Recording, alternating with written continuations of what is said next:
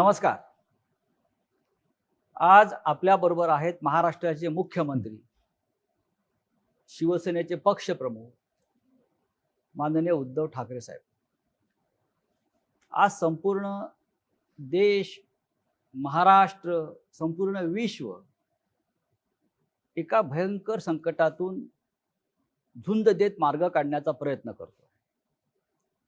आपल्या देशाची स्थिती चिंताजनक आहे. महाराष्ट्रामध्ये सुद्धा करोनाचं संकट तर आहेच, पण मधल्या काळामध्ये एक निसर्ग वादळ आलं, ते संकट आलं आणि या सगळ्या संकटांना खंबीरपणे तोंड देत राज्याचं नेतृत्व मुख्यमंत्री उद्धव ठाकरे करतायत. अधूनमधून ते गेल्या 4 महिन्यामध्ये लॉकडाऊनच्या काळामध्ये फेसबुकच्या माध्यमातून मुख्यमंत्र्यांनी जनतेशी संवाद साधला. पण हा संवाद एकतर्फी होता. म्हणजे मुख्यमंत्री आपल्याला समजावून अनेक गोष्टी सांगत होते, आपलं मार्गदर्शन करत होते, आपलं बौद्धिक घेत होते आणि जनता ते सगळं ऐकत होती. ती माननीय मुख्यमंत्र्यांच्या मन की बात होती, दिल की बात होती. पण ह्या निमित्तानं या राज्यातल्या जनतेच्या मनात सुद्धा अनेक प्रश्न आहेत. काही राजकीय असतील, काही सामाजिक असतील, काही आरोग्यविषयक असतील. या सगळ्या प्रश्नांवर बोलण्यासाठी आज मुख्यमंत्री आपल्याबरोबर आहेत. मी मुख्यमंत्र्यांचं स्वागत करतो. नमस्कार उद्धवजी, आपलं स्वागत. नमस्कार आणि जय महाराष्ट्र. आपण कसे आहात? तुमच्या समोर आहे. आपण समोर आहात, पण खूप दिवसांनी म्हणा किंवा खूप महिन्यांनी म्हणा आपल्याला आपला चेहरा जनतेनं स्वच्छ पाहिला. म्हणजे आपल्या चेहऱ्याला मास्क नाही. माझा चेहरा स्वच्छच आहे. हा. आणि फेसबुक लाईव्ह मध्ये सुद्धा माझा फेस हा स्वच्छच आहे. फेस टू फेस आपण जनतेसमोर आलात. पण आपण आज खूप प्रसन्न दिसताय. सामनाची मुलाखत आहे ना ही? सामनाची मुलाखत. प्रसन्न दिसताय. आपल्या चेहऱ्यावरती कोणताही तणाव नाही, रिलीफ ज्याला आपण म्हणतो ते दिसतंय. फक्त थोडे डोक्यावरचे केस गेलेले दिसत आहेत मला. हा 6 महिन्यातला परिणाम आहे का? एक तर पहिली गोष्ट अशी की मगाशी आपण सांगितलं की फेसबुकच्या माध्यमातून मी जनतेशी संवाद साधला म्हणा किंवा त्यांचं बौद्धिक घेतलं म्हणा किंवा काही म्हणा. त्याला काही म्हटलं तरी मी जनतेशी नातं तुटू दिलं नाही. जनतेशी माझा संबंध दुरावू दिला नाही. आणि त्यांच्यासोबत मी म्हणजे महाराष्ट्र सरकार हे खंबीरपणे खांद्याला खांदा लावून प्रत्येक संकटात, प्रत्येक पावली तुमच्या सोबत आहे हे मी सांगण्याचा प्रयत्न केला. आणि मला नक्कीच एका गोष्टीचा आनंद आहे की जनता माझ्यावरती म्हणजे सरकारवरती विश्वास ठेवते आहे, सरकारचं ऐकते आहे, सहकार्य करते आहे. आणि त्याच्यामुळे तुम्ही जे आता म्हणालात की माझ्या चेहऱ्यावरती ताण तणाव नाही, जनता सोबत असल्यानंतर कोणत्याही ताण तणावाची चिंता करण्याचं कारण नाहीये. एकदा का जनता आहे, जनतेचा विश्वास आहे, तो विश्वास हा माझ्यासाठी खूप मोठं बळ देणार आहे. आणि तो विश्वास जोपर्यंत माझ्यासोबत आहे, हे बळ जोपर्यंत माझ्यासोबत आहे, तोपर्यंत मला ताण तणावाची पर्वा करण्याची आवश्यकता तेच म्हणतो की इतकं मोठं संकट असताना जगातले अनेक नेते तणावाखाली दिसत आहेत. रोज जनतेला एकच केस जे काय कमी झालेत असं वाटतं आपल्याला. एक तर बऱ्याच दिवसांतर कालच मी केस कापलेत. तोपर्यंत गेले 3-4 महिने स्वतःचे केस थोडेफार म्हणजे अनेकांनी हे राष्ट्रीय कार्य आपापल्या घरामध्ये अनेक वर्ष केलं. म्हणजे आत्मनिर्भरतेचा जो प्रधानमंत्र्यांचा संदेश आहे. नाही, मी असं नाही म्हणत, आत्मनिर्भर एवढंच. बरं, बरेच दिवस आपण जनतेच्या आरोग्याची काळजी घेत आहे. अजूनही आहे. म्हणजे आपल्याशी बोलताना सुद्धा माझ्या डोक्यामध्ये सगळे एक गोष्टी ज्या काही माहिती आतापर्यंत माझ्याकडे येते. मी अनेक मुख्यमंत्र्यांची या काळामध्ये देशभरातल्या संवाद ऐकले, भाषणं ऐकली, प्रधानमंत्र्यांचं सुद्धा ऐकलं. किंबहुना आपल्याशी आपलं ऐकताना मला सारखं असं वाटायचं की जी जागतिक आरोग्य संघटना आहे, त्या जागतिक आरोग्य संघटनेला सुद्धा राज्याचे मुख्यमंत्रीच मार्गदर्शन करतायत. इतकं आपलं डॉक्टरी ज्ञान, वैद्यकीय ज्ञान आपल्या बोलण्यातून आणि एकंदरीत वर्तनातून दिसत होतं. हे डॉक्टरी ज्ञान आपल्याकडे आलं कुठून? ह्याला असं काही नेमकं उत्तर नाही. पण एक गोष्ट सांगतो, लहानपणी एक त्या काळामध्ये, आताचं नाहीये, त्या काळामध्ये एक प्रश्न नेहमी लहान मुलांना विचारला जायचं, मोठा झाल्यावर तू कोण होणार? त्यावेळेला त्या त्या मुलांची ती इच्छा तेव्हा ते व्यक्त करायचे. अर्थात प्रत्येक जण तसं काही झालाच असेल आणि झालाच नसेल असं नाहीये. परंतु वैद्यकीय शास्त्र हा माझ्यासाठी नेहमी कुतूहलाचा आणि अभ्यासाचा विषय राहिलेला आहे. अगदी कदाचित, म्हणजे नाही झालं ते बरं झालं, पण कदाचित एक शक्यता तेव्हा माझ्या मनात ही डोकत होती की डॉक्टर व्हावं. बरं, अरे वा. त्या दृष्टीने मी कधी असा काही प्रयत्न केला नाही, पण होमिओपॅथीचा मी तेव्हा अभ्यास करत होतो, जरूर करत होतो. आपल्या घराला परंपरा आहे. हो, आपले माझ्या आजोबा असतील, आपले काका असतील, किंबहुना शिवसेना शिवसेना प्रमुखांना प्रमुख. सुद्धा त्यातलं फार हो, चांगलं हो. ज्ञान होतं. आणि मासुरा. मासाहेब. तर तो एक आमच्याकडे बॉक्सच असायचा. त्याच्यामध्ये आता हे सगळं आर्सेनिकम अल्बम, हे ते ते ते सगळे एक बॉक्सच असायचा. कोणाला काय झालं तर घरच्या घरी ते उपचार केले जायचे. आणि तेव्हा होमिओपॅथीचे डॉक्टर्स आमच्याकडे यायचे. ॲलोपॅथी हा विषय खूप दूर होता. तो काळ एकूण वेगळा होता. आत्तासारखे सगळे उपद्व्यापी व्हायरस वगैरे बरं. त्या जमान्यामध्ये असे फार त्रासदायक नव्हते. आणि एक चांगलं छान असं आयुष्य होतं. त्या काळामध्ये मी होमिओपॅथीचाही अभ्यास करत होतो. कळत नकळत ती जी काही आवड आहे ती आज सुद्धा थोडीफार जिवंत आहे. आणि अनेकदा, म्हणजे काही वर्षांपूर्वी तुमच्या लक्षात असेल, आपल्याकडे बीडला प्लेग आला होता. हो. त्याही वेळेला मी शिवसेनेचं पथक पाठवलं होतं डॉक्टर दीपक सावंत यांच्या नेतृत्वाखाली. ते तिकडे गेलं. मग औषधं कोणती लागतील, काय लागतील, ती औषधं कुठून आणायची, मुंबईमध्ये पूर आला तेव्हा कोणती औषधं लागतील, हे एक थोडंसं मी एक तळमळीने करत असतो. आणि आत्ता सुद्धा हा एक विचित्र योगायोग आहे. ध्यानीमनी नसताना मुख्यमंत्री पदाची जबाबदारी माझ्या खांद्यावरती आली. आणि ती सुद्धा अशा वेळी आली की जागतिक एक आरोग्यविषयक आणीबाणी जणू काही त्यातनं आपण जातो असा हा काळ आहे. आणि त्यावेळेला ही जबाबदारी माझ्या खांद्यावर आली म्हटल्यानंतर मग त्याच्या खोलात जाणं हे फार महत्वाचं आहे. तुम्ही खूपच खोलात गेला. हो, कारण त्याच्याशिवाय तुम्ही निर्णय घेऊ शकत नाही. नेमकं एखाद्याचं मूळ तुम्हाला कळल्याशिवाय तुम्ही निर्णयापर्यंत जाऊ शकत नाही.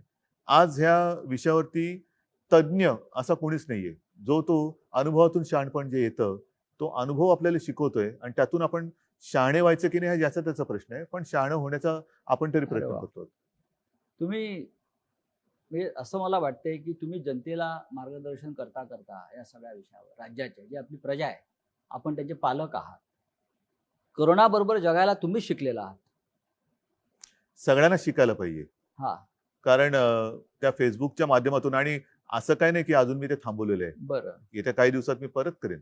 कारण हे करत राहावंच लागेल. जोपर्यंत एक कोरोना सोबत जगणं आपण शिकत नाही आणि स्वीकारत नाही, तोपर्यंत ह्या काही गोष्टी अपरिहार्य म्हणून आपल्याला मानाव्याच लागतील, त्या कराव्याच लागतील. उगाचच फिरणं, उगाचच गर्दी करणं, ह्या काही अनावश्यक गोष्टी ह्या टाळाव्या लागतील. ठाकरे सरकार, आपण ठाकरे सरकारच म्हटलं पाहिजे, कारण असं जो नेतृत्व करतो त्याच्या नावाने सरकार ओळखलं जातं. पण ठीक आहे, मी नेतृत्व म्हणून हा एक भाग झाला. परंतु एक तर हे महाविकास आघाडी म्हणून 3 पक्षांचं सरकार सोबत समर्थक आपले जे अपक्ष आहेत त्यांचं सरकार आहे. आणि त्याहीपेक्षा महत्वाचं, ज्यांनी हा प्रयत्न स्वीकारला, ज्यांनी ह्या प्रयत्नाचं स्वागत केलं, त्या मायबाप जनतेचं सरकार आहे.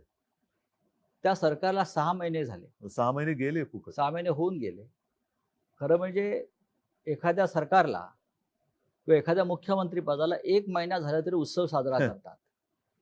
सध्या उत्सवाला बंदी आहे. आणि राज्यात व देशामध्ये अशी अनेक उदाहरणं आहेत की ज्यांना 2-4 महिनेही पंतप्रधानपदी किंवा मुख्यमंत्रीपदी राहता आलं नाही. आपण 6 महिन्याचा आपला पूर्ण झाला आणि अत्यंत व्यवस्थित तो पूर्ण झाला. हा 6 महिन्याच्या काळाकडे तुम्ही कसं पाहता? हा काळ कसा गेला? फार विचित्र पद्धतीने गेला. आपण जे म्हणालात ही गोष्ट खरी आहे की 1 महिना झाला, 100 दिवस झाले, 6 महिने झाले, हे सरकारचे वाढदिवस मोठ्या धूमधडाक्यात आतापर्यंत साजरे केले गेले. आता मला असं वाटतं विरोधी पक्षनेते पदाचे दिवस हे धूमधडाक्यात साजरे केले जातात. अच्छा, असं दिसतं हे कोण. पण हे जे काही 6 महिने गेले, हे 6 महिने विविध आव्हानं घेऊन आले होते. आणि आव्हानं अजूनही संपलेली नाहीयेत. राजकीय आव्हान ठीक आहे, ते तर मी तुम्हाला सांगितलं, जोपर्यंत जनतेचं बळ माझ्यासोबत आहे, जनतेचा आशीर्वाद माझ्यासोबत आहे तोपर्यंत मी ह्या आव्हानाची पर्वा करत नाही. पण सुरुवातीच्या काळामध्ये जसं हे संकट ज्याचं कोणी अजूनही त्याचा आकार उकार किंवा नेमके पण काही ओळखू शकलेलं नाही असंही संकट आलं. एक गोष्ट लक्षात घ्या, आपत्ती ही काही नवीन नाहीये. आपत्त्या ह्या येत असतात, पण त्या आपत्त्या किंवा आपत्ती कशी असते, एक भीषण पूर येतो, भीषण भूकंप होतो, फार भयानक असते ती परिस्थिती. त्याच्यामध्ये एक सुनामी येते, एका क्षणात होत्याचं नव्हतं करून जातं. कदाचित असंही होतं की काही संकट जसं हे कोरोनाचं संकट आहे, हे जर आपण खबरदारी घेतलं नाही तर झपाट्याने लोक आजारी पडतात आणि मृत्युमुखी पडतात. पण ही जी संकटं असतात, वादळ असतं, जसं निसर्ग वादळाचा उल्लेख तुम्ही केला, भूकंप असतो, हे एका क्षणात निमिषार्धात ज्याला म्हणतो ते होत्याचं नव्हतं करून टाकतात. आणि त्याच्यानंतर आपल्याला फार जिकरीने जी लोक त्याच्यामध्ये अडकली असतील त्यांना सोडवण्याचं काम करावं लागतं, त्यांचं पुनर्वसनाचं काम करावं लागतं. परंतु त्यावेळेला कसं असतं की एकदा ते होऊन गेल्यानंतर आपण तिकडे आपल्याला कळते की कुठे कुठे काय काय बिघडलेलं आहे किंवा काय. जसं आता निसर्ग चक्रीवादळ, सुदैवाने त्याच्यामध्ये आपल्याला सुरुवातीपासून जरा काळजी घेतली म्हणून प्राणहानी ही कमीत कमी आपण ठेवू शकलो. तेवढी सुद्धा होता कामा नव्हती, पण ती कमीत कमी आपण ठेवू शकलो, मर्यादित ठेवू शकलो. आता तिकडे विजेचे खांब उन्मळून पडले, झाडं वृक्ष बागा त्याचं नुकसान झालं, घरांचं नुकसान झालं, शेतीचं नुकसान झालं.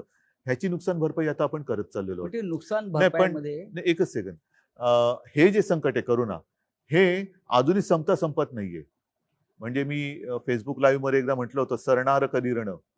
हे रण कधी सरणार हेच कळत नाही अजूनही. कारण तुम्ही याला रण मानताय. रणच आहे, रणकंदन आहे मोठं जागतिक. जसं मी मागेच म्हटलं होतं की वर्ल्ड वॉर आहे, तिसरं वॉर महायुद्ध, अगेन्स्ट व्हायरस. हे 2 महायुद्ध झाली. हे फार भयानक आहे, ज्यांनी हे खरं विश्वयुद्ध आहे, कारण त्यांनी पूर्ण जग व्यापून टाकलेलं आहे.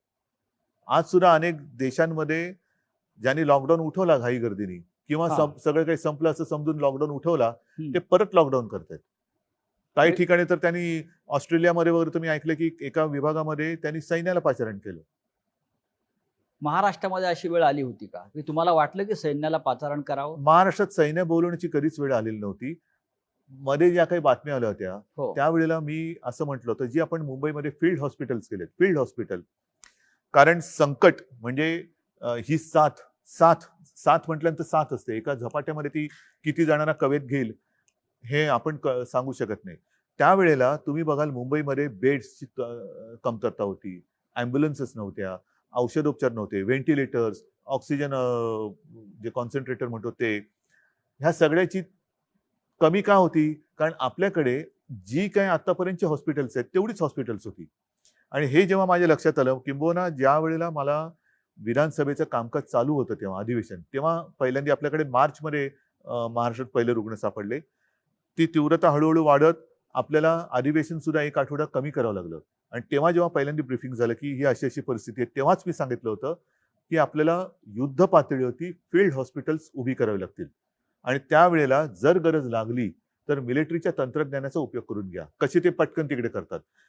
एक गोष्ट आणखीन तुम्हाला सांगतो की याही बाबतीत आपल्याला लष्कराची मदत लागली नाही. आपण इथल्या इथे मला त्या गोष्टीचा एक अभिमान आहे की आपल्या ही प्रशासनाची टीम ही त्यांना जे आपण काही सांगू ते तत्परतेने काम करतायत. आणि म्हणूनच चीननी 15 दिवसात इन्फेक्शन हॉस्पिटल उभं केलं, आपणही 15 ते 20 दिवसात हे हॉस्पिटल उभं केलं आणि आणखीन या सुविधा वाढवतोय. या काळामध्ये आपण मगाशी प्रशासनाचा उल्लेख केला, ते उत्तम काम करते. या काळामध्ये 6 महिन्यामध्ये आपण मंत्रालयामध्ये कमीत कमी केलात असा आपल्यावरती सतत आरोप होतो. ठीक आहे ना, मंत्रालय आता बंद आहे. मंत्रालयामध्ये कमीत कमी जाणं, एकूणच मी आता त्या विषयावरती बोलतो की आता तंत्रज्ञान एवढं प्रगत झालेलं आहे, त्या तंत्रज्ञानाचा जर का तुम्ही उपयोग करू शकणार नसाल तर तुमच्यासारखे दुर्भागी तुम्हीच. आता तंत्रज्ञानाचा माध्यमातून, जसं आता आपली मुलाखत संपल्यानंतर मी अगदी घरी जाऊनच मुद्दामून सांगतो, घरी जाऊन माझ्या मुंबईतल्या महापालिका जे काही आपले आयुक्त आहेत, नुसते महापालिका एकटे नाही, सहआयुक्त उपआयुक्त ह्यांची मी एक बैठक घेणार आहे. हे रोजचं चाललंय. काल तर मी मराठवाड्यातल्या सर्व आमदारांची एक विदर्भाच्या काल माझ्या शिवसेनेच्या जिल्हा प्रमुखांची एक बैठक झाली, व्हिडिओ कॉन्फरन्स. परवा तिन्ही पक्षाच्या विदर्भाच्या आमदारांची एक व्हिडिओ कॉन्फरन्स झाली. म्हणजे मी घरात बसून सगळीकडे जाऊ शकतोय. एका वेळेला मी पूर्ण राज्य कव्हर करतोय आणि निर्णय घेतोय. करोनाशी लढण्यासाठी सरकारने योजना तर भरपूर केल्या. एक गोष्ट आणखी लक्षात हा. घ्या, फिरणं आवश्यक आहे मी नाही म्हणत नाहीये, पण जेव्हा तुम्ही फिरता तेव्हा एकाच ठिकाणी जाता. हो. पण ज्या वेळेला तुम्ही व्हिडिओ कॉन्फरन्सचा उपयोग करता तेव्हा तुम्ही सर्व ठिकाणी जाता. प्रवासाचा वेळ वाचतो. प्रवासाचा वेळ वाचतो. त्यानंतर यंत्रणा जी मग आता मी म्हणतो लावली विमानाने जाते. कशाला जाता, बैलगाडीतून का नाही जात? हम्म. बैलगाडीतून जा, पायी चालत जा. तंत्रज्ञानाचा उपयोग जर करणार नसाल तर मग त्या तंत्रज्ञानाचा शोध लावता ह्या कशाला? तंत्रज्ञानामध्ये तुम्ही अधिकाऱ्यांशी संवाद साधू शकता, पण जनतेशी संवाद कमी होतो असा साधारण एक आक्षेप आहे. आता सध्या तर आपली परिस्थिती लॉकडाऊनचीच आहे. होय. सभा समारंभाने तर बंदीच आहे. हो. जनतेला त्याच्यासाठी बोलवणं म्हणजे आपला नियम आपणच तोडणे.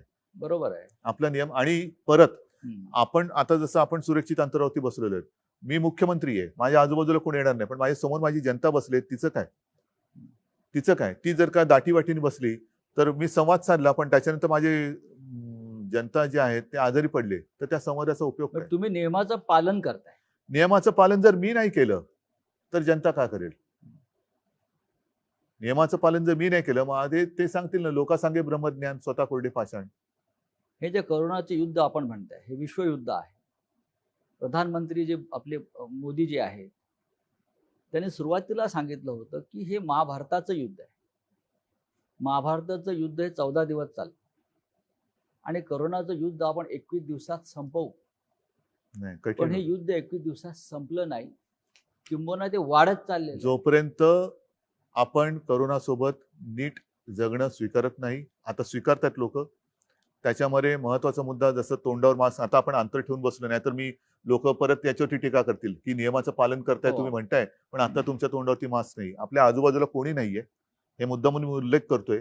आपल्यात सुद्धा अंतर आहे 6 फुटाचं. आणि मोठी मोकळी ही आहे. जागा आहे, अन्यथा आपण बंद खोलीमध्ये हो. नेहमी मुलाखत घेतो.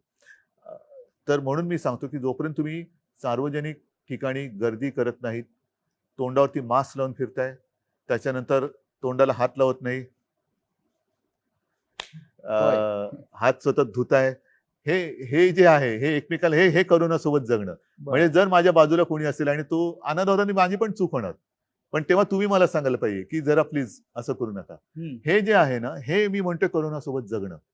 या काळामध्ये आपण या युद्धाशी लढण्यासाठी जेव्हा युद्ध होतं तेव्हा आपण रणगाड्या आणतो, क्षेपणास्त्र आणतो, बंदुकांचे दारू आणतो, सैन्य भरती करतो. ही युद्धाची आयुधं आहेत. आणि आपण जेव्हा युद्ध केलं, महाराष्ट्रात सुरू केलं, तेव्हा आपण मोठ्या प्रमाणामध्ये ICU, व्हेंटिलेटर्स, बेड, औषधं हा साठा केला. हे आरोग्यविषयक युद्ध आहे. पण इतक्या मोठ्या प्रमाणामध्ये इन्फ्रास्ट्रक्चर उभं करून सुद्धा लोकांच्या सातत्याने तक्रारी कमी आता झाल्या नाही येते. किंबहुना कोविड सेंटरमध्ये बेड नाही नाही, असं होत नाहीये. किंवा गेल्यावरती आम्हाला उपचार मिळत नाही. सांगतो, अशा प्रकारे सुद्धा काही तक्रारी तुम्ही इतकं प्रचंड काम केल्यावर सुद्धा जेव्हा आल्या तेव्हा मुख्यमंत्री म्हणून आपलं काय भावना राहिल्या? नाही भावना, इथे मी भावना वगैरे माझ्या पाळत नाहीये. मला काम करायचंय आणि जनतेला वाचवायचंय. जी तुम्ही गोष्ट म्हणताय ही सुरुवातीला मुंबईत होती, जे मी तुम्हाला सांगितलं. प्रामाणिकपणाने आपण कबूल केलं पाहिजे की ह्या व्हायरसचा प्रादुर्भाव, साथीचा प्रसार आणि आपल्याकडच्या सुविधा ह्याचा जी उपलब्ध होती हे विषम प्रमाण होतं. आता मुंबईत आपण अजूनही वाढवतो आहोत, परंतु आता हा व्हायरस ग्रामीण भागात पसरायला लागलेला आहे, इतर शहरात पसरतोय. त्या शहरांमध्ये आणि त्या ग्रामीण भागामध्ये जिथे या सुविधा अजूनही उपलब्ध आपण करू शकलेल्या नाहीत किंवा ज्या सुविधा आता बनतायत, तोपर्यंत तिथे ही तक्रार थोडीफार राहणार. आणि त्याच्यासाठी सर्व जिल्हाधिकाऱ्यांना माझ्या सूचना आहेत की जिथे जिथे तुम्हाला आवश्यकता असेल तिथे तिथे तात्काळ या सुविधा निर्माण करा. पण मुंबईत ज्या वेळेला आपण या सुविधा केल्या तेव्हा पावसाळा नव्हता, म्हणून आपण मोकळ्या मैदानात त्या सुविधा बिना कोणत्या अडचणीच्या आपण तयार करू शकलो. BKC मध्ये सगळ्यात मोठे इस्पितळ आपण उभं हो, केलं. गोरेगावचं नेस्को गोरेगावचं. त्याच्याहून मोठं आहे. त्याच्यानंतर वरळीला डोम आहे, आता रेसकोर्सला करतोय, मुलुंड चेक नाका आहे, दहिसर आहे. या सगळीकडे आपण का करू शकलो? कारण तिकडे आपण त्या काळाचा फायदा घेतला. कारण मुंबईमध्ये आपल्या आधी सुरुवात झाली होती या साथीची. आता काय होते, आता गावामध्ये किंवा इतर शहरांमध्ये पाऊस आता लागलेला आहे, त्याच्यामुळे अशी मैदानं तुम्हाला मिळणार नाहीत. बरं, या मैदानात सुद्धा नुसते आपण तंबू नाही टाकले, तिथे सुद्धा टॉयलेटची सोय ही परमनंट, म्हणजे त्याच्यासाठी सुद्धा सिवेज लाईन वगैरे टाकून घेतली, पाण्याची लाईन टाकली, म्हणजे कुठेही नंतर त्रास होता कामा नये ह्याची खबरदारी घेऊन या सुविधा तयार केल्या. आता गावागावात किंबहुना इतर शहरांमध्ये आपल्याला जे मोठे हॉल असतील किंवा काही ठिकाणी गोडाऊन्स असतील जे कव्हर्ड आहेत ऑलरेडी, अशा ठिकाणी आपल्याला ह्या कराव्या लागतात. किंवा ते जर का नसेल तर काही रिकाम्या बिल्डिंग आहेत का, आजही काही ठिकाणी आपण शाळा, कॉलेजेस किंबहुना हॉस्टेल्स हे क्वारंटाईनसाठी घेतलेले आहेत, कारण तात्काळ आपल्याकडे दुसरं काहीच नव्हतं. हे इतकं करून सुद्धा देशामध्ये रुग्ण वाढतातच आहेत. 10 लाखाच्या वर रुग्ण देशामध्ये गेले, त्याच्यापेक्षा जास्त आकडा हा असावा. महाराष्ट्राचा आकडा हा 3 लाखावर गेला. 3 लाख एकूण, म्हणजे पहिला रुग्ण जो आता बरा होऊन घरी गेलेला आहे त्याला सुद्धा त्याच्यात पकडलं जाते. आणि हे मुंबई खरंच 1 चूक आहे. लाखावर गेले. हो, पण आता जे बरे होऊन गेले तो त्याच्यामधले फिगर दिल्या जात नाही, तो धरता कामा नाही ना. तुम्ही तुमच्या महाराष्ट्राला किंवा देशाला पंतप्रधान किती असं विचारता का? मग नेहरूंपासून पंतप्रधान धरणार का? महाराष्ट्रामध्ये सुद्धा यशवंतरावांपासून मुख्यमंत्री धरणार का? असे सगळे मुख्यमंत्री किंवा सगळे पंतप्रधान एकत्रित धरत नाहीत. आत्ता किती पंतप्रधान? 1. आत्ता किती मुख्यमंत्री? 1. आतापर्यंत कोण कोण होऊन गेले? हे होऊन गेलेले. म्हणजे आता आकडा कमी होतो. कमीच आहे. हा, असं नाही मी म्हणत, काही ठिकाणी वाढतोय. एक आणखीन महत्वाचा मुद्दा घ्या लक्षात, की ही साथ आहे, आकडा वाढतोय, तो थोडा वाढणार, पण याच्यामध्ये आपल्याला लवकरात लवकर तो रुग्ण ओळखून किंबहुना रुग्णाला जर का तशी लक्षणं आढळली तर त्यांनी लवकर पुढे आलं पाहिजे. मृत्यूदर कमी ठेवणं, औषध नसताना सुद्धा, औषध कोणते नाहीये पण त्याच्यावरती इतर जे काय आता उपलब्धता आहे त्याच्यानुसार उपचार करून मृत्यूचं प्रमाण कमी ठेवणं, हे आता आपलं मोठं आव्हान. या क्षणी मुंबई नियंत्रणामध्ये येत असताना अजून मी त्याच्याबद्दल काय बोलत नाही. एक मिनिट, असं अजिबात मी बोलणार नाही, कारण असं जर का आपण समज करून घेतलं तर आपण गाफील राहू. त्याच्यामुळे कृपा करून तुम्ही त्या आकड्यांकडे लक्ष देऊ नका. पण आज मुंबईच्या बाहेरची शहरं आहेत, कल्याण, डोंबिवली, ठाणे, नवी मुंबई, अंबरनाथ, पुणे, पिंपरी चिंचवड, हे भाग जास्त संक्रमित झालेले आहेत. आणि ती चिंतेची गोष्ट वाटते सगळ्यांना, कारण एकतर हे दाटीवाटीच्या जागा आहेत, नोकरी धंद्याच्या जागा आहेत, औद्योगिक वसाहती आहेत, आणि हाच पुणे, पिंपरी चिंचवडला परत लॉकडाऊन करावा लागला, ठाणे, कल्याण, डोंबिवलीला परत लॉकडाऊन करावं लागलं, नवी मुंबईमध्ये सुद्धा संकट वाढत आहे, चंद्रपूर सारख्या ठिकाणी सुद्धा रुग्ण वाढत आहेत, नागपूरला चित्र वाईट दिसलं. ही वेळ परत परत लॉकडाऊन करण्याची का आली? सांगतो, ही केवळ आपल्यावरती चालेल नाहीये. हे जी सुरुवातीला मी म्हटलं, हे जागतिक कटू सत्य आहे. जागतिक कटू सत्य आहे. आपल्याकडे नेमकेपणाने बोलणार किंवा तसं सल्ला देणारं जगामध्ये कोणी नाहीये. एका बाजूला लॉकडाऊन केला पाहिजे का, तर त्याला विरोध करणारे अनेक शहाणे आहेत. लॉकडाऊनने काय साधलं? लॉकडाऊन म्हणजे उपचार आहे का? लॉकडाऊनने आर्थिक संकट येते, लॉकडाऊनने अर्थव्यवस्था. ठीक आहे बाबा, तुम्हाला मग आम्ही उडून देतो. मग इकडे लोक जर का दुर्दैवाने त्यांना काही मृत्युमुखी पडले तर तुम्ही घेणार का जबाबदारी? जे आज जे सरकारच्या दारी येऊन बसले, दार उघड म्हणून टाहो फोडतायत. दारं उघडायला हरकत नाहीयेत, पण दारं उघडल्यानंतर तुम्ही जबाबदारी घेणार आहात का? अर्थव्यवस्था ही, म्हणून आपण काय करतोय, माझं मत असं आहे की आता लॉकडाऊन शब्द न वापरता, मी असं कधीच म्हणणार नाही की लॉकडाऊन मी उठवतोय, नाही, अजिबात नाही. पण मी हळूहळू एक एक गोष्टी उघड करत चाललोय, आणि प्रयत्न माझा असा आहे की एकदा उघडलेली गोष्ट परत बंद होता कामा नये. त्याच्यामुळे नुसता आरोग्याचा विचार करूनही चालणार नाही, नुसता अर्थव्यवस्थेचं पण चालणार नाहीये. जे केवळ आणि केवळ अर्थव्यवस्थेची चिंता करतायत त्यांनी आरोग्याची चिंता थोडीफार तरी केली पाहिजे, आणि जे केवळ आणि केवळ आरोग्याची चिंता करतात ते आजच्या घडीला ते सत्य असलं तरी थोडीफार आर्थिक चिंता पण केली पाहिजे. आणि ह्याचं तारतम्य ठेवून, ही तारेवरची कसरत आहे.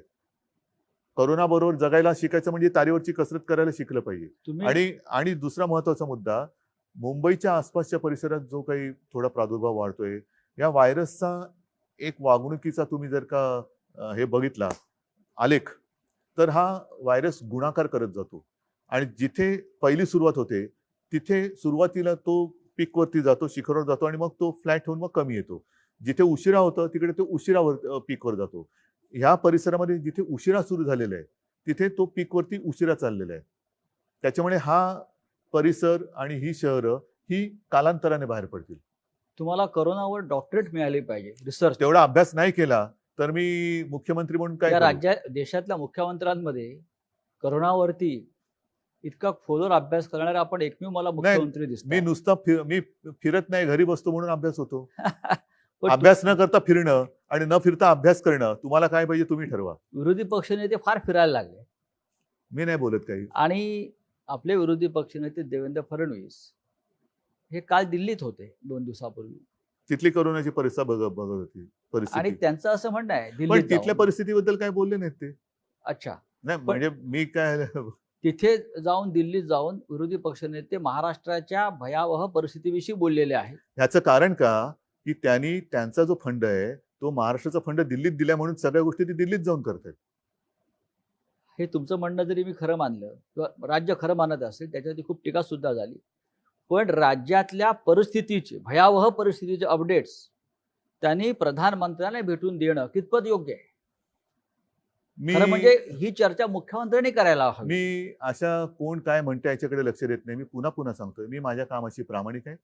माझ्यावरती माझ्या जनतेचा विश्वास आहे. तोपर्यंत हे तर ठीक आहे, हे बोलतील आणि कदाचित त्यांची पोटदुखी अशी असेल की कुठेही न जाता कुठेही न फिरता ज्या एका संस्थेने, ती संस्था कोणती मला मी अजून बघितलेली नाहीये, देशातल्या सर्वोत्तम मुख्यमंत्र्यांमध्ये महाराष्ट्राच्या मुख्यमंत्र्यांची होय. निवड केली. ही सुद्धा पोटदुखी असू शकेल, कारण करोनाची लक्षणं वेगवेगळी आहेत. अच्छा, पोटदुखी एक लक्षण आहे. नाही वेगवेगळी आहेत. आता तर म्हणतात सर्दी तुमच्या खोकला ताप हे आहे. सर्दी खोकला ताप, चव जाणे, म्हणजे चव वास गेलेली आहे. जाणे, अंगावरती रॅश येणे, काही जणांची बोटं काळी निळी पडतात. त्याच्यामध्ये आता नवीन लक्षण ही पोटदुखी आहे. पोटदुखी तर असूच शकते. अच्छा, मग हे पोटदुखीतून आले म्हणजे नाही, आता थोडंसं मी गांभीर्याने सांगतोय बरं. की म्हणजे खरंच सांगतोय, ही मस्करी नाहीये. आपल्यामध्ये एखादा अनपेक्षित काहीतरी बदल झालाय किंवा अनपेक्षित आपल्याला आपल्याबद्दल काही लक्षात आले तर तेही कोरोनाचं लक्षण असू शकतं, असा एक अभ्यास आहे. अरे वा.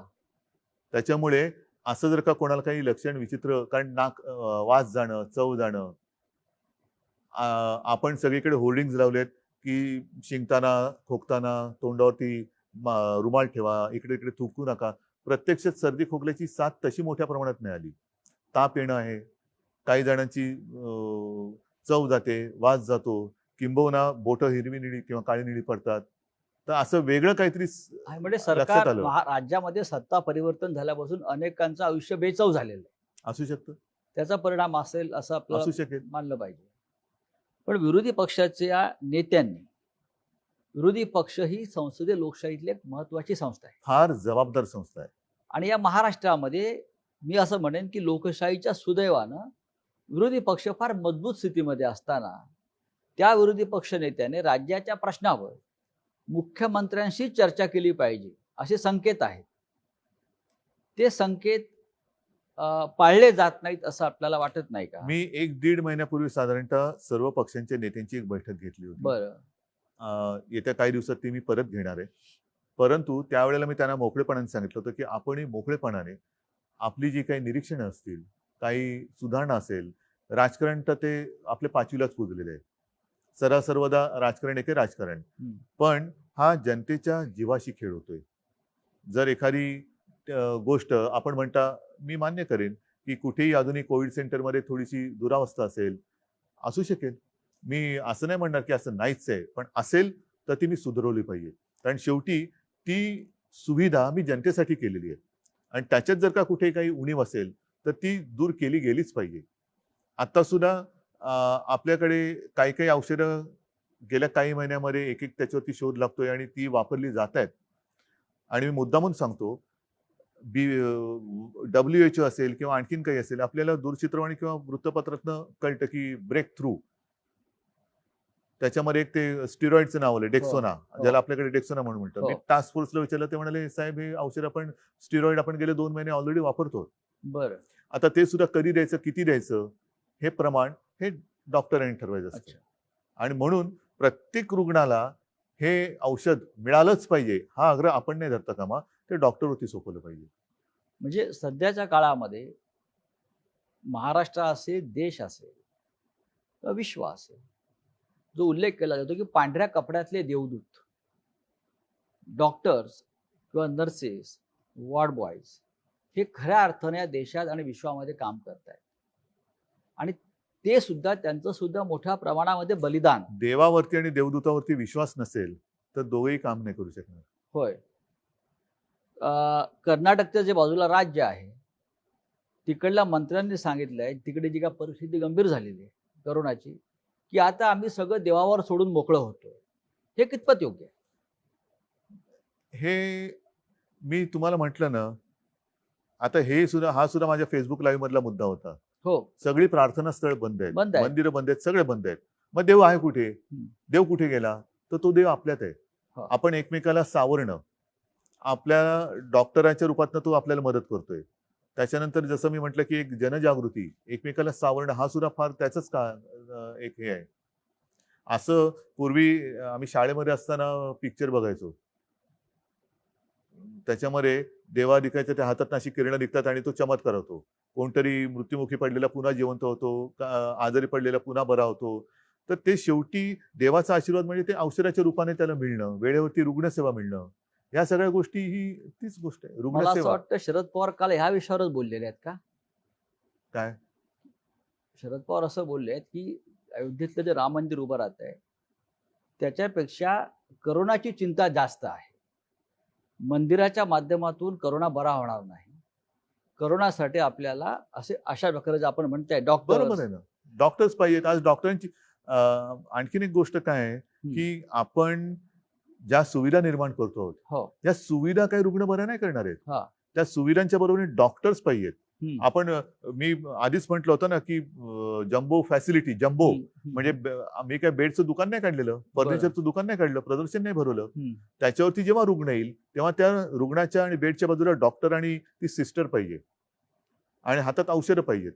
ज्या मुंबईतल्या करोनाच्या स्थितीवर सगळ्यात जास्त टीका देशभरातल्या राजकीय लोकांनी केली, मग ते प्रवासी मजदूर जाताना असतील किंवा रुग्ण वाढताना असेल, त्याच मुंबई पॅटर्नचा आज सगळ्यात जास्त बोलबाला होतो. कोण करते? प्रत्येकाला मुंबई पॅटर्न लागू करा असं देशभरात वाटतं. कोण करते? सगळेच करताय. तर हा मुंबई पॅटर्न जेव्हा तुम्ही सुरू केला, तुम्ही मॅनेज केलं असेल. अच्छा, आम्ही मॅनेज केलं. मुंबई पॅटर्न त्यातली धारावी म्हटलं की लोकांच्या भुव्यावर जातात. पण मोठं आव्हान आहे. पण जागतिक आरोग्य संघटनेनं फक्त धारावीचा उल्लेख केला आणि धारावी पॅटर्न हा उल्लेख केला. हे मला असं वाटतं या सरकारचं सगळ्यात मोठं यश आहे. महापालिका असेल, राज्य सरकार असेल, पण मुख्यमंत्री म्हणून आपण सतत मुंबई आणि धारावीवर लक्ष दिलं. हे आपण कसं करू शकला? ह्याच्यावरती मी तुम्हाला म्हटलं तसं आपल्या जनतेवरती आणि यंत्रणेवरती विश्वास. हा विश्वास जर का नसेल आणि प्रत्येक ठिकाणी जर का मी धारावीमध्ये चक्रा मारत बसलो असतो तर काय साधलं असतं? मी मुख्यमंत्री म्हणून जाणं म्हणजे सगळा तो लवाजमा माझ्यावरती गोळा होणं. बरं, म्हणजे त्यांना कामाची ठिकाणं आणि कामं सोडून माझ्यावरती गोळा होणं. ह्याच्या पलीकडे मी त्यांना काय सांगणार? पण एक गोष्ट नक्कीच समाधानाची आहे की WHO धारावीचा उल्लेख केला. त्याच्यानंतर काल परवाकडे वॉशिंग्टन पोस्ट मध्ये एक आर्टिकल आहे, त्याच्यात त्यांनी म्हटलं की मुंबई हे एक असं शहर आहे की ज्या शहराने कोणतीही माहिती लपवलेली नाही, लपवाछपवी नाही, बिलकुल नाही. जे आहे ते स्पष्ट आहे. पण तुम्ही लपवताय, काहीतरी लपवताय असं विरोधी पक्ष नेत्यांचं म्हणणं होतं. मृत्यूच्या आकडे लपवताय, रुग्णांच्या आकडे लपवताय. त्यांच्याकडे वॉशिंग्टन पोस्ट त्यांची स्वतःची यंत्रणा आहे का?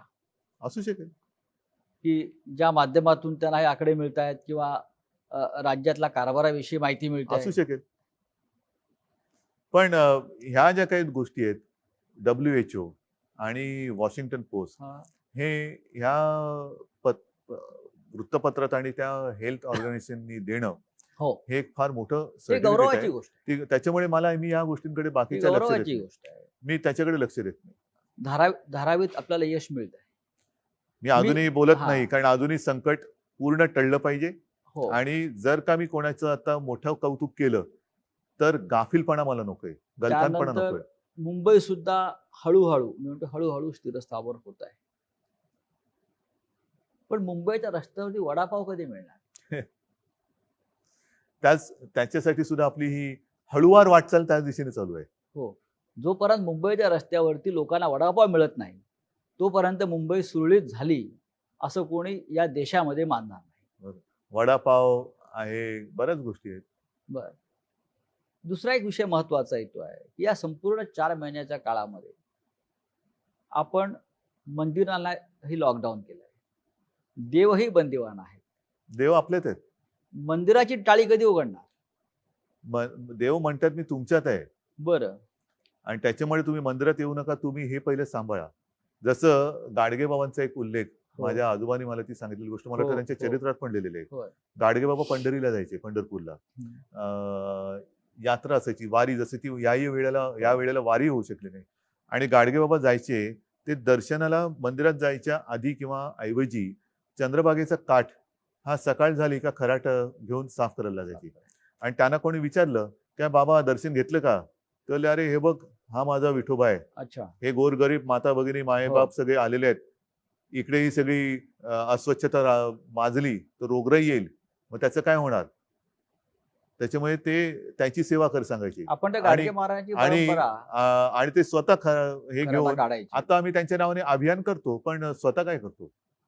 स्वच्छ केलेल्या कोपऱ्यामध्ये जाऊन झाडू मारून फोटो काढतो. गाडगे महाराजांची परंपरा महाराष्ट्राला जशी लाभली आहे, जशी ठाकरे कुटुंबाला आहे ना, काळांपासून किंवा त्याच्यामुळे देव काही त्यांनी गोष्टी पाहिला. या माझ्या आजोबांकडनं त्यावेळेला मी त्यांच्या आठवणीच्या स्वरूपात ऐकलेल्या आहेत. आता महाराष्ट्रामध्ये अनलॉक 2 सुरू आहे, अनलॉक शब्द सोडा, अनलॉक लॉक ज्याला तुम्ही पुनश्च हरिओम म्हणता. पुनश्चार्य म्हणतोय किंवा मिशन बिगिन अगेन, होय. ते करताना नीट तो समजून घ्यायला पाहिजे विषय, की लॉकडाऊन हा केलेला आहेच, लॉकडाऊन आहेच, त्याच्यामुळे ह्याच्यानंतर काय होणार, त्याच्यानंतर काय, लॉकडाऊन आहेच, पण आपण एक एक गोष्टी सोडवत चाललेलो आहोत. त्यातनं हळूहळू एक एक गोष्टी बाहेर काढतोय. नाहीतर काय होईल, lockdown 1, lockdown unlock 1, lockdown 2, unlock 2, lockdown 2, ह्या गोष्टी या खेळत तांत्रिक गोष्टी नाही. म्हणजे तुम्ही घाईघाईने एखादी लॉकडाऊन केला, तेही चूक आहे. घाईघाईने लॉकडाऊन उठवला, किती काळ असं बसणार? मग हे कधी होणार, ते कधी होणार? लोक कंटाळले आता आहे, पण कंटाळा घालवण्यासाठी म्हणून लॉकडाऊन केलेलं नाही, उडायचं असं नाहीये. लोकांच्या पोटापाण्याचा प्रश्न आहे. त्याच्यासाठी एकदम जर का घिसाडघाईने उघडलं आणि साथ प्रचंड वाढली आणि जीवच गेला, तर पोटपाण्याचं काय करणार?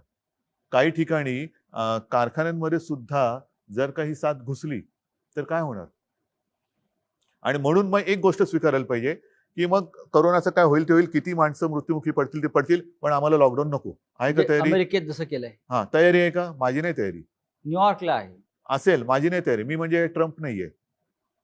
मी माझ्या डोळ्यासमोर माझी माणसं अशी तळमळताना हे करताना बघू शकत नाही, अजिबात नाही. त्याच्यामुळे एक गोष्ट ठरवा, की लॉकडाऊन गेल्या खड्ड्यात, जीव गेला तरी 72, पण आम्हाला लॉकडाऊन नको. रेल्वे सुरू होत नाही अद्याप, लोकांनी प्रवास कसा करायचा? म्हणूनच मी म्हणतो ना, की एकदा काहीतरी ठरवा, इस्पार या उसपार. आणि जर का दोन्ही सांभाळायचं असेल तर मी म्हटलं तसं रेल्वे रुळावरनच चालली पाहिजे, तशी ती तारेवरची कसरत आहे, तारेवरची कसरत आहे. तुम्ही रेल्वे सुरू करणार की नाही असा प्रश्न आहे माझा. नाही, बंद करण्यासाठी आम्ही काय केलं? रेल्वे ही मुंबईची लाईफलाईन आहे. जोपर्यंत लाईफलाईन, रेल्वे सुरू करूया, वडापाव सुरू करूया, सगळं सुरू करूया, पण एकदा काहीतरी एक टोक स्वीकारा. घाई गडबडीने घिसाडघाईने तुम्हाला हे करायचंय आणि मग काय आपल्या घरात कुटुंब याच्यामध्ये आजारी पडतात आणि काही मृत्युमुखी पडतात. मग कुटुंब मृत्युमुखी पडल्यानंतर घराला जे टाळं लागेल ते लॉकडाऊन कोण उघडणार? घराचं जो काय लॉकडाऊन होईल, कुटुंब जर काय गेलं तर त्या घराचं टाळं कोण उघडणार? आणि म्हणून ते टाळं नको असेल तर या गोष्टी टाळा. शिक्षणाचा पूर्ण बट्टाबोळ झालाय जगभरात. आणि महाराष्ट्रात सगळ्यात विषय जो सध्या चर्चेला जातो आहे तो म्हणजे पदवी परीक्षेच्या ज्या अंतिम वर्षाचं काय करायचं, तो निर्णय घेतलाय. कारण याच्यामध्ये राज्यपालांचं एक मत आहे. नाही, पण आता राज्यपालांसुद्धा मला सरकारचं एक मत आहे. आपण कोणत्याही परिस्थिती, कारण आता काही ठिकाणी बघा, तुम्ही मला प्रश्न विचारतानाच दोन्ही बाजूनी प्रश्न विचारताय. एका बाजूने म्हणताय की हे कधी होणार आणि दुसऱ्या बाजूला म्हणताय की हे पण होतंय. म्हणजे एका बाजूला म्हणताय हे उघडणार कधी, दुसऱ्या बाजूला म्हणताय की तुम्ही राज्यात इतर राज्यांमध्ये पुन्हा लॉकडाऊन होते. होय. मग हाच तो माझा महत्वाचा मुद्दा आहे. काही ठिकाणी शाळा सुरू केल्या आणि त्यातली मुलं बाधित झाली. असं कोणी समजू नका की मुलांना हा करोना होत नाही. 6 महिन्याच्या बाळाला सुद्धा करोना झाला, तो बरं झालं. हे चित्र आलंय. दक्षिण कोरियामध्ये शाळा परत बंद कराव्या लागल्या, अनेक देशात बंद. मग त्याचा खेळखंडोबा किंवा बट्ट्याबोळा आहे की नाही? मग या शिक्षणासाठी शेवटी महाराष्ट्राला शिक्षणाची फार मोठी परंपरा आहे. सगळ्या देश जगाला आहे. मुंबई महाराष्ट्राला आहेच ना. शिक्षण हे जीवनावश्यक गोष्टीपैकी एक आहे. 2020 मध्ये या काळामध्ये मुलांनी, तरुणांनी शिक्षणाचं काय करावं? महत्वाचा मुद्दा आहे हा. आणि त्याच्यासाठी आपण आता हा जुलै जवळपास संपत आला, बरोबर आहे.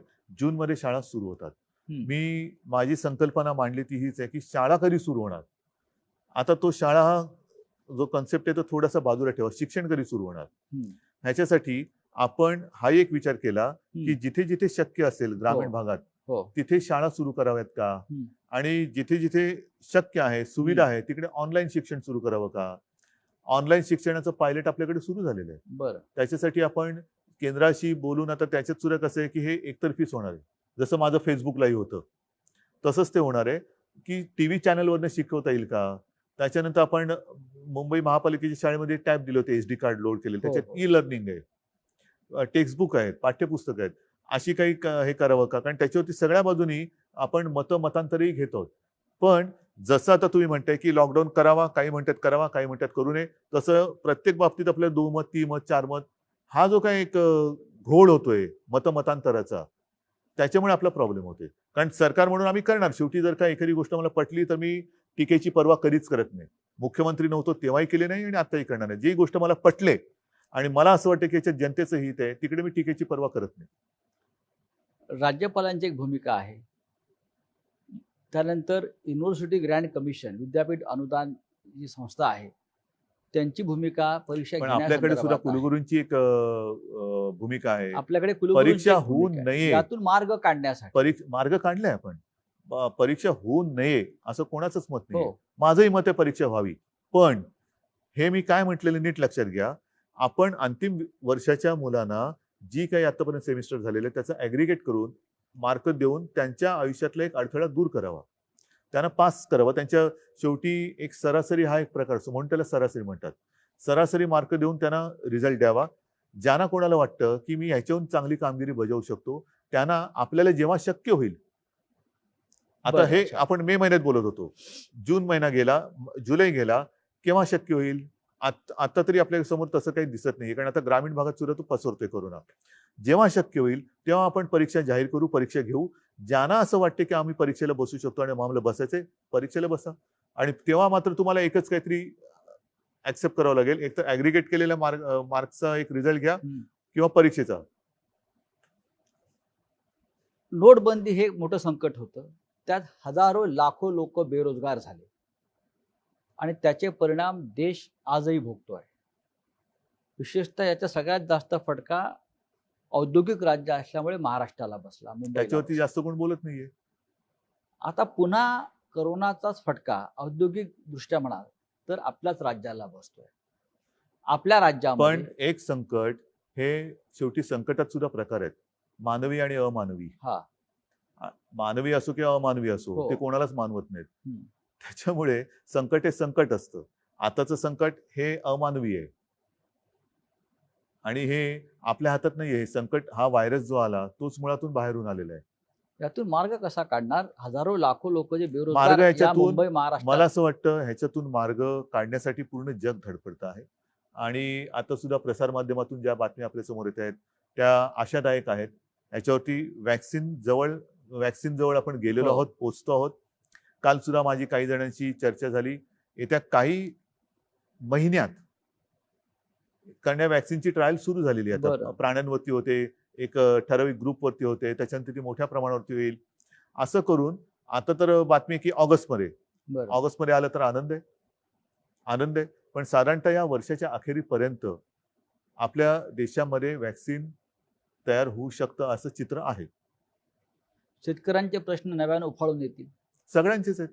आता आजपासूनच महाराष्ट्रामध्ये दूध उत्पादक शेतकऱ्यांचं आंदोलन सुरू झालंय. त्यांच्या दुधाला भाव वाढवून हवाय. कोणाला भाव मिळतोय नीट? कोणालाच भाव मिळत नाहीये. त्याच्यामुळे हे संकट हे सर्वव्यापी आहे.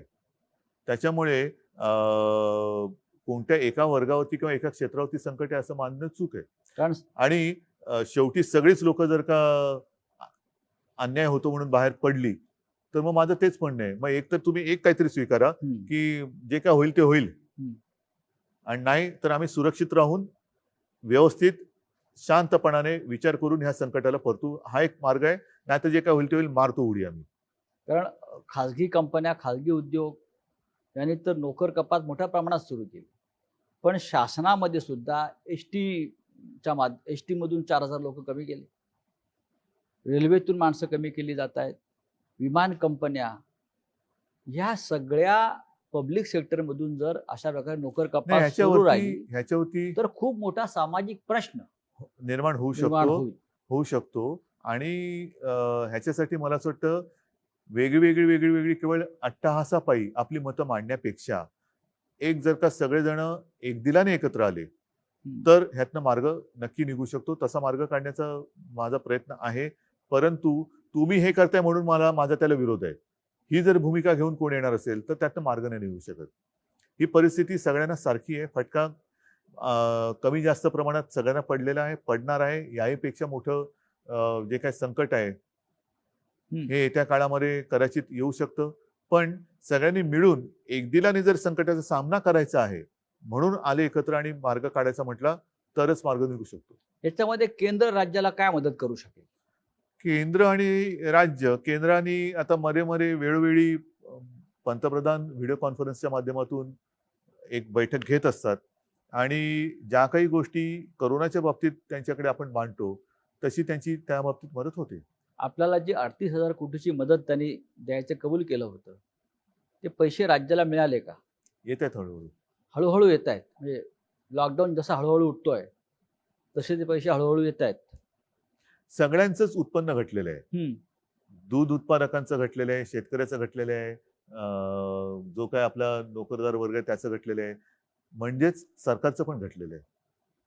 मग राज्य सरकार जे एक महत्वाचं आहे, महाराष्ट्राचं राज्य महसूल वाढवण्यासाठी, त्याशिवाय हे राज्य चालू शकत नाही. कोणाकडनं वसूल करणार? कर्मचाऱ्यांचे पगार द्यायला आपल्याकडे पैसे नाहीत असं आपले मंत्री म्हणतात. मान्य मला, पण शेवटी महसूल वाढवण्यासाठी आपण काय उपाययोजना करणार? उपाययोजनासाठी आपण एक गोष्टी ज्या आहेत, मी तुम्हाला म्हटलं ना, पटकन हो. पी हळद आणि हो गोरी असा उपाय कोणाकडेच नाहीये. असा उपाय कोणाकडेच नाहीये. आणि तसा जर का उपाय असता तरी संकट त्याला काय म्हणायचं? संकट म्हणतोय, यावेळेला आपत्ती म्हणतोय. आता सुद्धा आपल्या देशात आणि आपल्या राज्यात महाराष्ट्राने तो जो काही एपिडेमिक ऍक्ट होता 100 वर्षापूर्वीचा, म्हणजे इंग्रजांच्या काळातला, तो 100 वर्षानंतर पुन्हा त्याचं पुनरुज्जीवन प्लेगच्या वेळेतला पुनरुज्जीवित का केला? म्हणजे तशी एपिडेमिक, तशी परिस्थिती निर्माण झाली. केंद्राने त्याच्याहून थोडासा एक पाऊल पुढे टाकून थोडा आणखीन कडक डिझास्टर ऍक्ट जो केलेला आहे तो का करावा लागला? ह्याचं कारण तसं डिझास्टर आहे, आपत्ती आहे. ती जर नसती तर आता सुद्धा आपण जिथे बसलो ते इकडे तिकडे लोक आपल्याला दिसली असती. मुख्यमंत्री उद्धव ठाकरे यांच्या बरोबरच्या या गप्पा अशाच पुढे चालू राहतील. पहिल्या भागामध्ये मुख्यमंत्र्यांनी करोनापासून ते राजकारणापर्यंत अनेक विषयांवर आपल्याशी दिलखुलास चर्चा केली. ही चर्चा पुढल्या भागात अशीच आपण चालू ठेवू. तोपर्यंत आपण थोडी विश्रांती घेऊ.